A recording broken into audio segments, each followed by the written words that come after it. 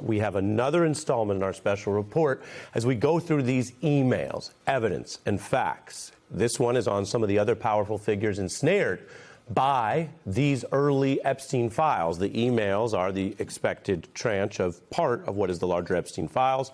Last night, you may recall, we showed you some of that footage of Steve Bannon and Jeffrey Epstein, which now looks a lot worse when we see their secret private emails leaked about rehabilitating Jeffrey Epstein's reputation. Why did such a top Trump ally want to do that?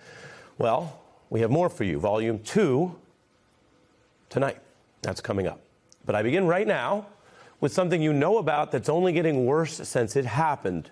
We have the reporting here on President Trump's clearly worst week this year, that bipartisan rebuke from Congress on a key vulnerability, forcing the coming release of the Epstein files.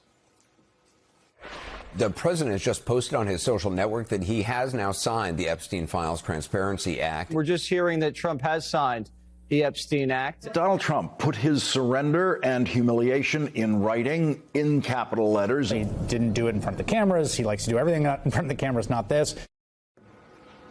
Trump does like cameras. In fact, Donald Trump, through a very long public career, has followed the pretty cliched claim that any press is good press. But I guess that has its limits when it comes to press about blatantly hiding a sex trafficker's files. Why would you do that? Or any press is good press, but what if it's press about your massive, humiliating loss that's really been heard around the world? A loss that shows Republicans will actually overrule Donald Trump as he gets deeper into his lame duck era, and that he doesn't have total power over his party, despite the many, many times we've been told that by some, whatever their agenda, reason, or just misperception. He didn't have total control over any of his party in the Senate this week. We've also seen how he has now followed the Democrats' lead, surrendered to their demand and position, even in a time where he controls Congress, of course, and the White House. So he doesn't want press for that level loss. And so unlike past bill signings by President Trump, we're showing a photo of a past example of this, performing a signing.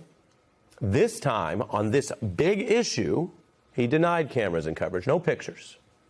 And so this is just a piece of the story, but as I begin with you tonight, I just want to do what we do sometimes as so much is happening in the news, and just say something pretty straightforward, maybe even obvious.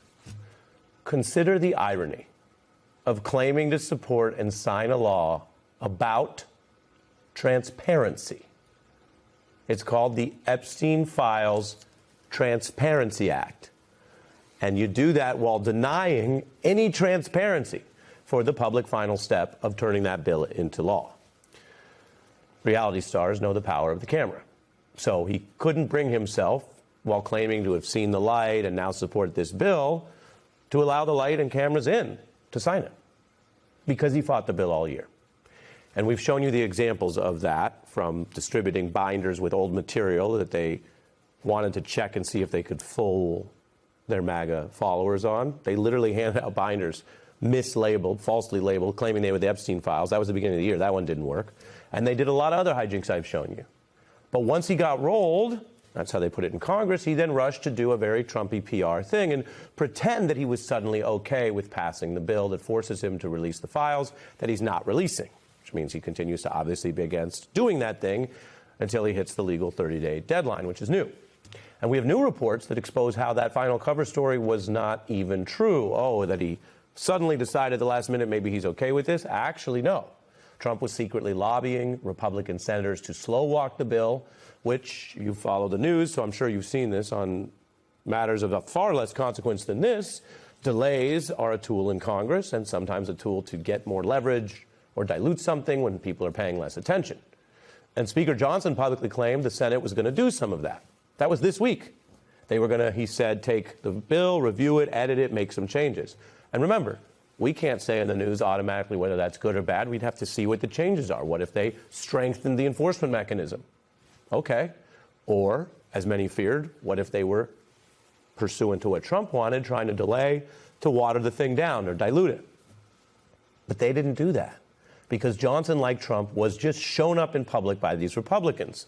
And I mentioned some of this, including that new reporting, because on the night of the thing, we weren't up in the process of it. We were covering the substance as we've been covering the emails. But it's also a striking rebuke to Trump, the way it went down. That was, we were learning, as he called around and couldn't find one Republican senator. Remember, if you want to get into Senate procedure, I was a Senate aide at one point, they call that unanimous consent agreement a way to move things forward. But if you think about all the issues that you might want action on, say gun safety legislation, if you just go down to the floor and say, hey, I want to put this bill forward, it only takes one senator to object. And that's why both parties always have senators on the floor, because the unanimous consent provision is only for things that are so widely agreed upon that you can skip the other hurdles.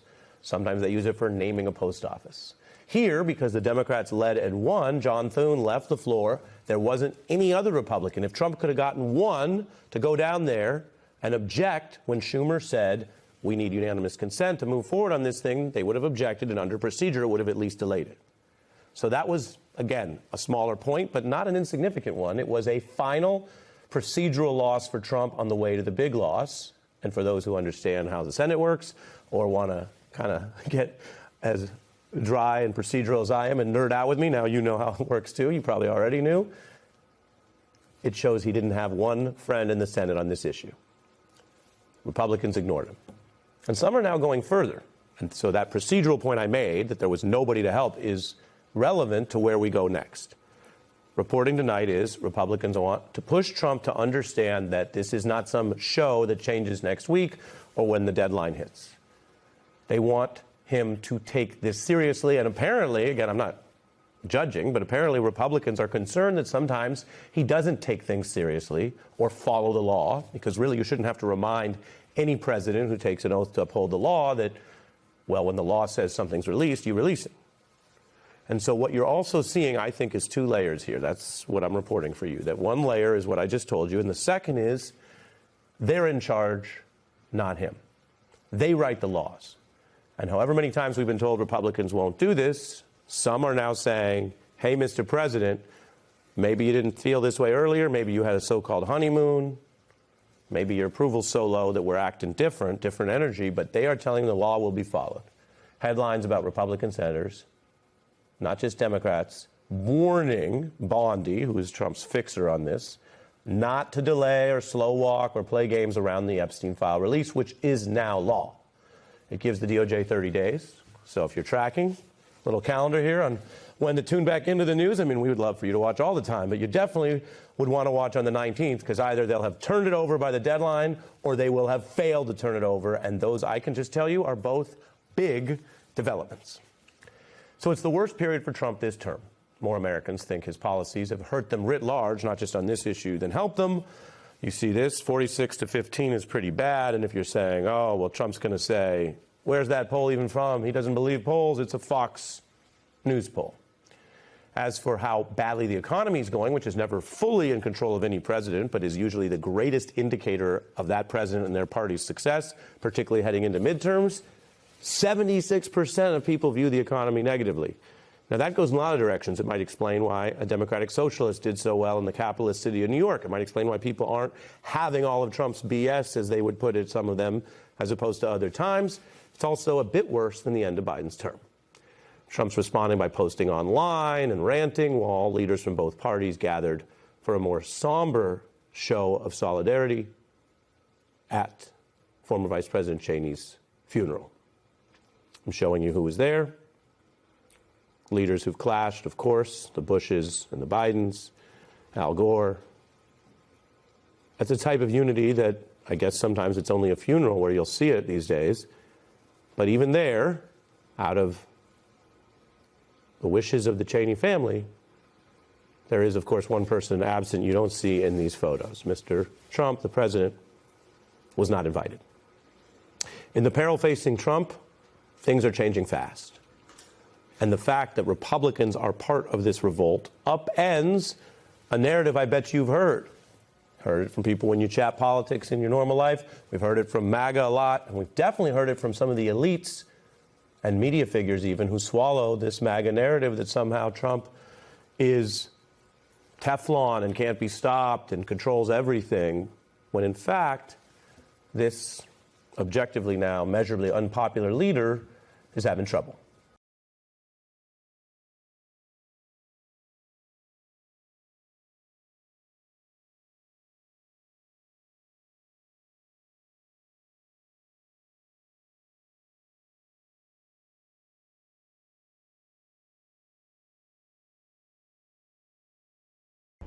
Donald Trump spent the morning calling for the trial and execution of 6 Democratic members of Congress and the Senate who all served in the military or the CIA, all because of this video they put together addressing members of the armed forces and intelligence community.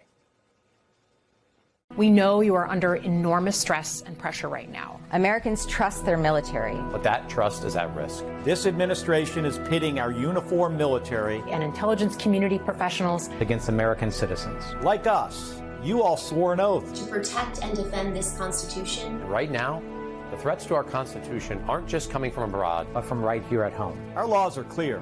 You can refuse illegal orders.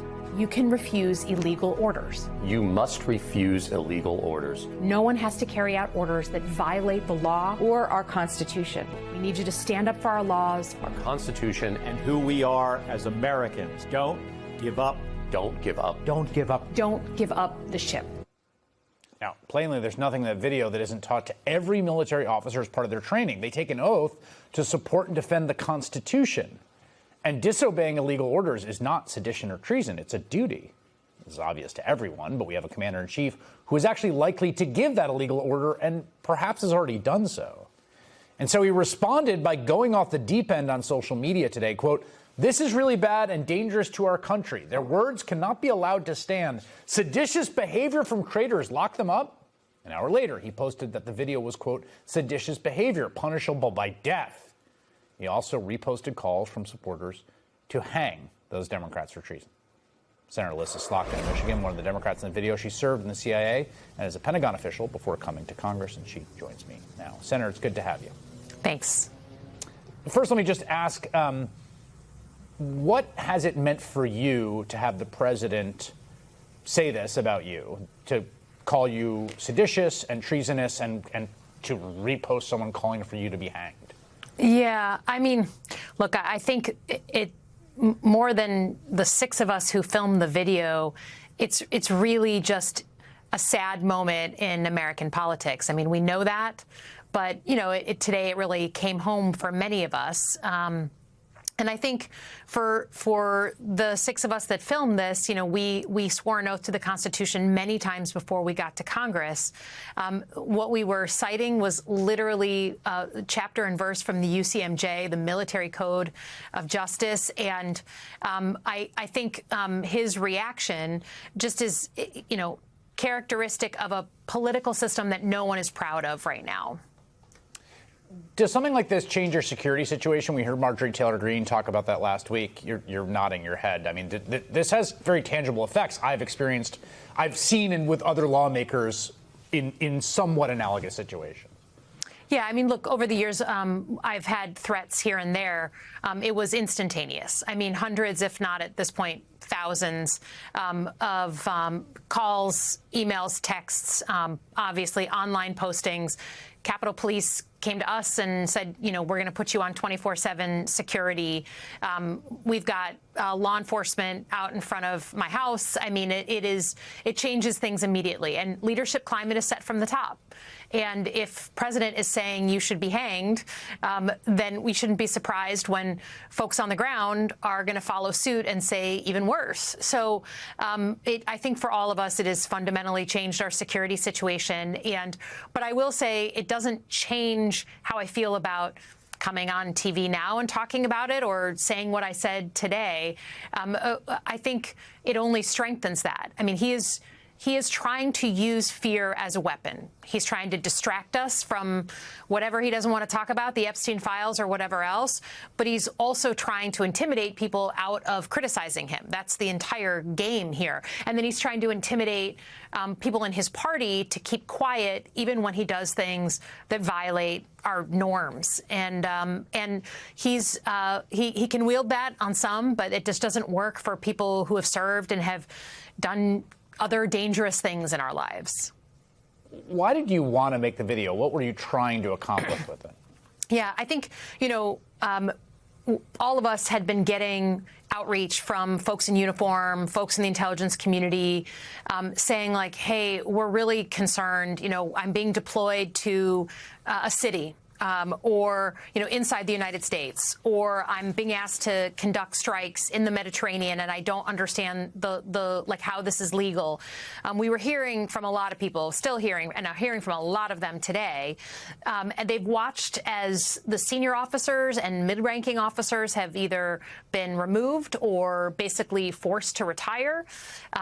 And I think there's a lot of concern about well, what if I'm asked to do something that's not legal, or what if I'm not sure if this is legal? So we just wanted to make the point to say to the group, look, we hear you. We know what it's like to be in tough positions. It's a chain of command environment, so you are to follow orders. But there is a provision in the UCMJ going back to Nuremberg and World War II, making clear that you do not have to follow an order that is illegal, that violates the law. And I think, people have been asking, well, is this theoretical, and what are you concerned about? Unfortunately, President Trump, this is not theoretical for him, right? In his first term, he was upset about the peaceful protests outside the White House in Lafayette Square during the George Floyd protests, and it got under his skin, and he called in his then Secretary of Defense and Chairman of the Joint Chiefs and said, bring in the 82nd Airborne, bring in active duty troops, and, can't you, quote, shoot at their legs? And to the credit of the then Secretary of Defense, they sort of maneuvered themselves out of the Oval Office before he followed up and sort of demanded that of them. But that is a perfect example of an illegal order. You cannot shoot at unarmed people. And I would hope that anyone, like the Secretary of Defense and the Chairman of the Joint Chiefs, who knew immediately that that wasn't right, that anyone in government would feel that way. Anyone who sits in the chair of the Commander-in-Chief would feel that way. But it's not a hypothetical. You also mentioned strikes in you said Mediterranean. I think you mean the Caribbean, sorry, where we've the Caribbean. Yeah, of course. I just wanted to make that clear for people. I was worried that we were breaking some news here. So, no. Those, the legal status of those are quite, I think, opaque and dubious. That is a very present issue that hangs over, I think, a lot of active duty members.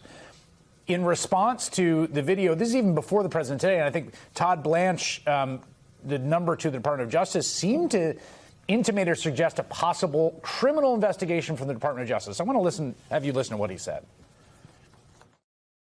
We've all watched this a lot today, and the question you have to ask yourself is, what is their intent? What is the reason that they all went on a video and encouraged young men and women to defy court orders without even giving a hint of what's illegal, without even giving any suggestion of what law or what order they're being asked to violate?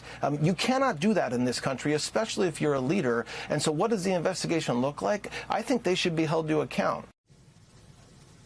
Do you take that as a serious threat? Do you take that as jawboning? How do you understand that? Well, look, I think we have to expect that, the Department of Justice is doing President Trump's bidding. They're focusing on the things he wants to focus on. So, I certainly wouldn't be shocked if they initiated an actual investigation. Now, I never said defy a court order. If anything, the Trump administration is the one who has to make sure they adhere to court orders, including today, where they said that the deployment of the National Guard to Washington, D.C. is illegal and they need to get out by mid-December.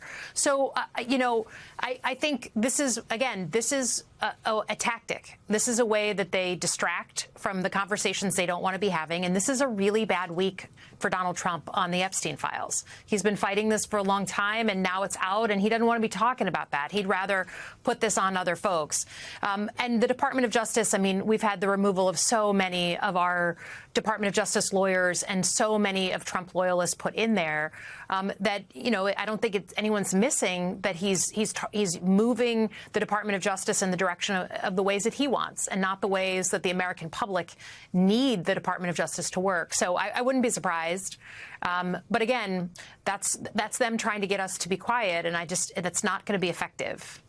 Yeah, to your point on that, I think we've seen in the Department of Justice the civilian equivalent of precisely what you were talking about, with multiple top officials from the Eastern District of Virginia to the Southern District of New York refusing to pursue essentially illegal orders and prosecute political enemies and things like that. We have seen people stand up in those conditions. Senator Elissa Slotkin of Michigan, thank you very much.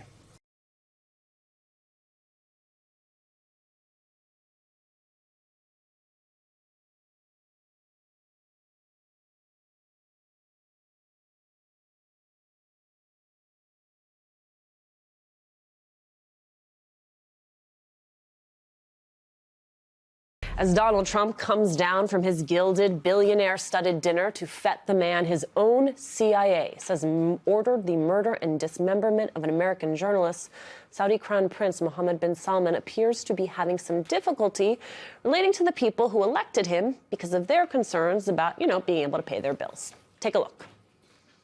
We're also making incredible strides to make America affordable again. That's a new word that they're using, affordability. But they came up with a new word, affordability. And they look at we are all about affordability. Trump seems almost as unfamiliar with that word as he is with groceries, plural. His view of affordability as a, quote, new word may explain his most recent poll numbers, with 76% of voters, 76% saying they view Trump's economy negatively, an increase of nearly 10 points from just 4 months ago. And 46% of Americans saying Trump's economic policies have hurt them, compared to just 15% who say they have helped. I want to bring in former senior advisor to President Biden and former national economic advisor to Presidents Obama and Clinton, Gene Sperling. Rick is still with me. Gene, how affordable, to use a new word, is Donald Trump's America right now?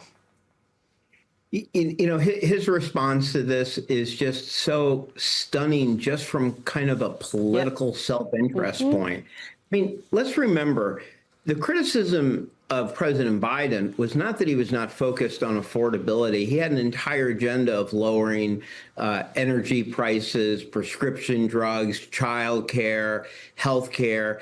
The argument was simply that he wanted to boast about the fact that they had record job growth and historically low uninflation. And it was seen that even talking about the positive things might have felt out of touch. So that's the criticism here. Now you have a president who comes in who does not have a particularly strong economy, who was inheriting an economy where it was projected widely. This isn't just me saying this. This is Goldman Sachs, IMF, OECD.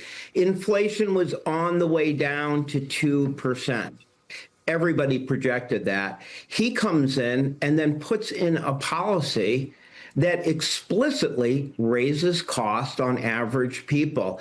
And it's striking how many Americans understand what tariffs are and that they are raising your prices. So what's kind of stunning is he didn't learn any lesson. He actually flaunted affordability. And now at a time when he has an economy that is very iffy job numbers, not particularly strong, he's not just de-emphasizing affordability, he's mocking it. And people know. I mean, if you ask what's the one thing they've done that might actually help on affordability, it is admitting that their tariffs on things like coffee and bananas made no sense at all. We can't even grow them there. So their only one affordability measure that might work at all is an admission that the tariffs were raising prices, that they didn't make sense, and that now they're pulling it back. So just on pure political self-interest, it's just stunning that he has, in a sense, mocked the affordability issue the entire term, and now he's literally mocking it as a punchline. I think that's exactly right. I think part of what's interesting is I understand that Donald Trump is not known for his message discipline, but he seems especially undisciplined on this question. I thought it was interesting the night where he sort of flipped and turned the page and said, all right, let's release the Epstein files. I'm done with all of this. At the end of that message, she says, because we need to turn our focus to the economy. And it was as though someone had gotten in his ear ever briefly. And he did understand that he was losing voters over this. But now he can't actually stay on the message. Let's just look at some of the polling. The survey, when asked, do you think Donald Trump cares about people like you? Only 35% said yes. A whopping 63% said no. That is the fundamental question, Rick. Do you care about people like me? Do you understand my life? That is the fundamental question. And it's obvious to people who he's telling them, don't believe what the cash register says. Don't believe how much money is in your wallet. Take my word for it that things are being better. But people are buying coffee, they're buying eggs. They realize that he's not telling the truth. It's always the economy's stupid. And the affordability thing, I mean, there's nothing like when someone, not a person who doesn't know very much and learns a new word, they want to say that word all the time. It's like suddenly it's a new thing. But affordability basically has been the policy of the Democratic Party for decades. I mean, real wages have been stagnant for 25 or 30 years. I mean, every political party needs to be able to say, look, I'm going to make your life more affordable. And that's what happened in New York City with Mr. Mamdani becoming mayor. That really is the core value of the Democratic Party, and hopefully it will be seen as such. I want you to take a listen, Gene. The vice president was asked about all of this. This is earlier today. And this is the plea that he made to the American public. Take a look. Even though we've made incredible progress, we understand that there's a lot more work to do. And the thing that I'd ask for the American people is a little bit of patience. This economy was not harmed in 10 months. Right. So first of all, that's just not true that the economy was not harmed. I also think it is precious for him to be asking patience because it is an admission that they have not been effective in actually executing on what it is they promised the American people. Let me bring some facts on this. This has been their line from the beginning. Give us a little time so we own the economy. Well, they inherited an economy, as I said, that was at about 3% inflation and projected widely to get to 2%. And then when things weren't that great the first few months, they said, just wait. Well, here's the facts. The facts are that inflation over the last 6 months have been 3.1% annualized and 3.6% over the last 3 months. So Vance and the Secretary of Treasury have all made this point. But what the facts show is that the longer they're in office, the worse things get. And not out of bad luck, out of explicit policies that raise prices on consumer goods. And, you showed that Fox poll and other polls. Well, I'll be the economics person here and look at the University of Michigan consumer sentiment. This is a number that has come out for 47 years. The current condition in the last survey was the worst ever. I mean, worse than 9/11, worse than the pandemic, worse than the financial crisis. So this is not just a bad poll. This is like widely seen. And if you ask what is their one big win they would brag about, I guess it is that they prevented Democrats from explicitly lowering healthcare premiums and healthcare prices as part of a government shutdown. Now, I was part of the 95 government shutdown, and when you win a shutdown battle, it's supposed to be that it helped you politically after you left. And right now, their win is to show everybody that they stood firm and helped let healthcare prices rise and rise. Gene Sperling, Rick Singal, thank you for helping me get acquainted with this new word in my vocabulary, affordability.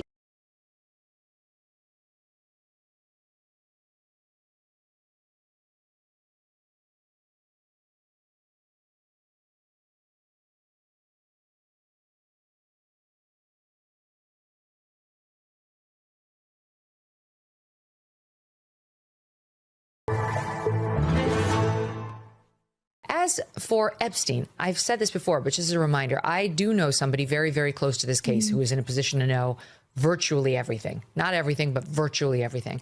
And this person has told me from the start, years and years ago, that Jeffrey Epstein, in this person's view, was not a pedophile. This is this person's view, who was there for a lot of this, but that he was into the barely legal type. Like he liked 15-year-old girls. And I realize this is disgusting. I'm definitely not trying to make an excuse for this. I'm just giving you facts. That he wasn't into like 8-year-olds, but he liked the very young teen types that could pass for even younger than they were, but would look legal to a passerby.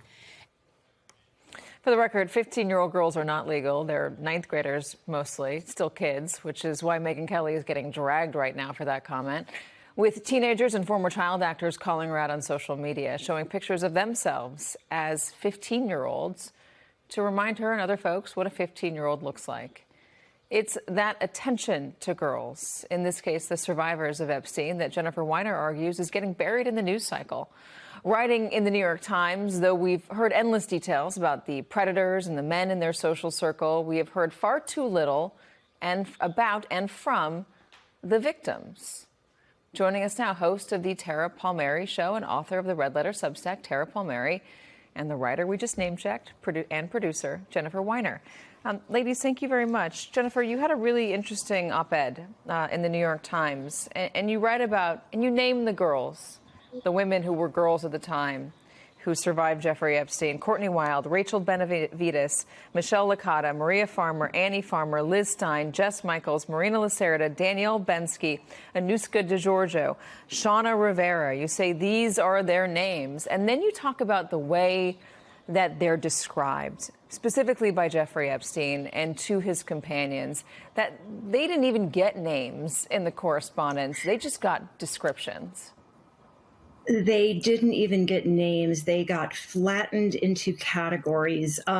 When these emails dropped, I was like everybody else. I was glued to social media. I was going through them. And I thought I'd be seeing just redaction after redaction because I knew they were going to cross the names out. And I was surprised at how few of them I was seeing. And then it finally hit me, like, he's not naming them. Like, he is treating these women like they are amenities, like they're the hot washcloth you get on an airplane, like they're party favors to be handed out among his friends for whom he wanted to do something, you know, something nice, or who he wanted to have dirt on. And it just really struck me that, you know, in 2025, we're still trying to make the case that women are indeed people. And to Epstein and his circle, they were not. And that's really, really clear when you read these emails. You talk about some of the descriptions, or the flattening out: Hawaiian tropic girl, or my 20-year-old girlfriend that after 2 years I gave to Donald, girls in bikinis, or simply just the girls. And you also talk about how Virginia Roberts Giuffre talked about how Epstein would talk about women. He would say that he liked to tell friends that women were merely a life support system for vagina, which is colorful and so charming. And just when you think this story can't get any worse, any grosser, any more disheartening, you read a line like that, and then you just have to like put the book down and step away. I mean, it's wrenching. It's awful. And I have a teenage daughter, much like Megyn Kelly, and I just can't understand how any woman could be trying to square this circle or make any kind of excuse or advance the argument that somehow like a barely legal 15-year-old is different than a child. But a 15-year-old is not even barely legal. Barely legal is 18.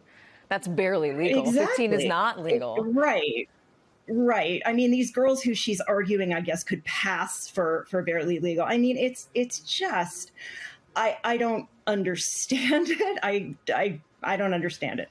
What is the deal with that, Tara? Is this flattening out of the victims that we're seeing by some folks out there? Is this an attempt to, I guess, diminish the story now, or just get it away from Don? What's going on there? What motivates conversations like this?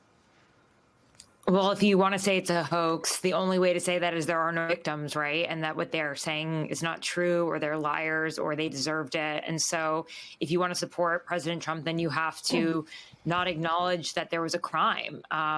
For so long, they haven't been heard. Alex Acosta admitted to the House Oversight Committee that he did not read victim testimonies. I mean, that's evidence. That is a lot of evidence that was gathered, and it took a long time for Maria Villalpana, the lead prosecutor, to get these young girls to open up, because Jeffrey Epstein told them that they were prostitutes and that they were the ones that were being investigated when the FBI showed up at their doorsteps, not him.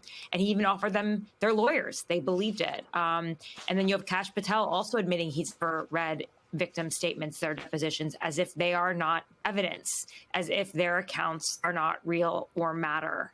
So this is something they have been struggling with for a very long time. And Ghislaine Maxwell, I mean, the way she talked about them to her friends, I interviewed one of her friends for one of my podcasts, Power of the Maxwells, and she said that Ghislaine would say, they are nothing, they are trash.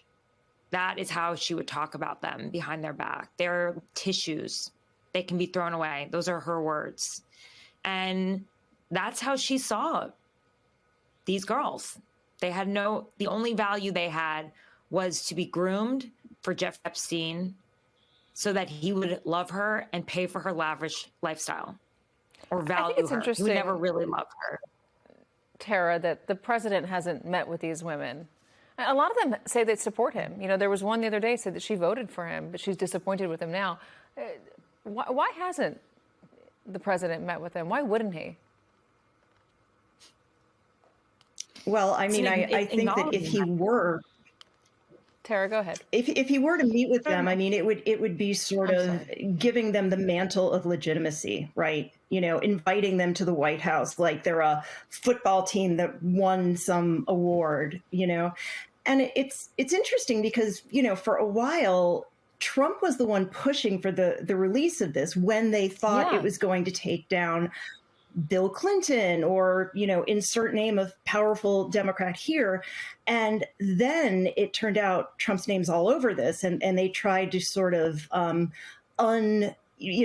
turn it into a non-issue, tell people to stop talking about it, act like it didn't matter. He wasn't important. And certainly the victims aren't important. So I think that if you're Trump, if you're scared, you're doing everything you can to delegitimize Epstein, the case, the victims, all of it in any way you can. And it's so interesting because we know Donald Trump and he attacks. He deflects. He says he's the victim. They're coming after him, never shows weakness, just, you know, punch, punch, punch.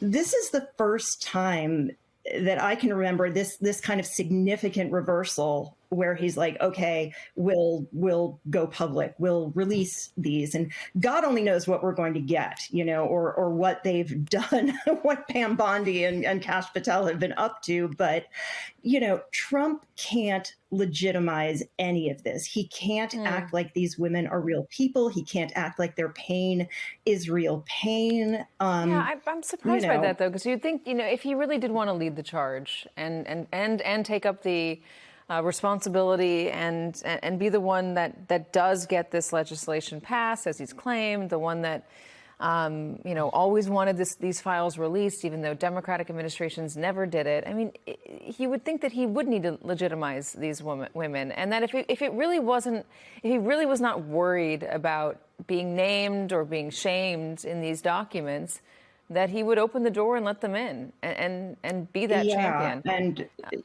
I think for a lot of this, it's like if it looks like a duck and it quacks like a duck and it's acting like a sex offender who maybe has something to hide or knows people who have things to hide. I mean, what I can say is that, you know, everything I've read in these emails, this is consistent.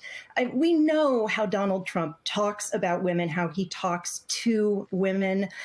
This is a man who bought a teenage beauty pageant and bragged to Howard Stern about like wandering around backstage and they couldn't tell him no because he was the owner and he had a right to be there. Yeah, I mean, that's a story that we gets know forgotten. Like this. Oh, yeah. I mean, this is, he's been hiding in plain sight. And now I think it's going to be very, very hard for him to sort of walk all of this back. All of the women who've accused him, all of the young women who've accused him, and the videos of him and Epstein and the photographs of the two of them, the complimentary things Trump said about him over the years. It said he likes beautiful women as much as I do, some of them on the very young side. I mean, this is not surprising if you've been paying attention. And I just don't know if Trump's going to try to brazen his way through it, if he's going to start a war to distract us. I don't know what he'll do, but he can't be seen to legitimize these women. He can't acknowledge their pain as real. Jennifer Weiner, thanks so much. Tara, I'm sorry for squeezing you, but we're fresh out of time. Thank you, ladies. I appreciate it. Tara Palmieri, Jennifer Weiner.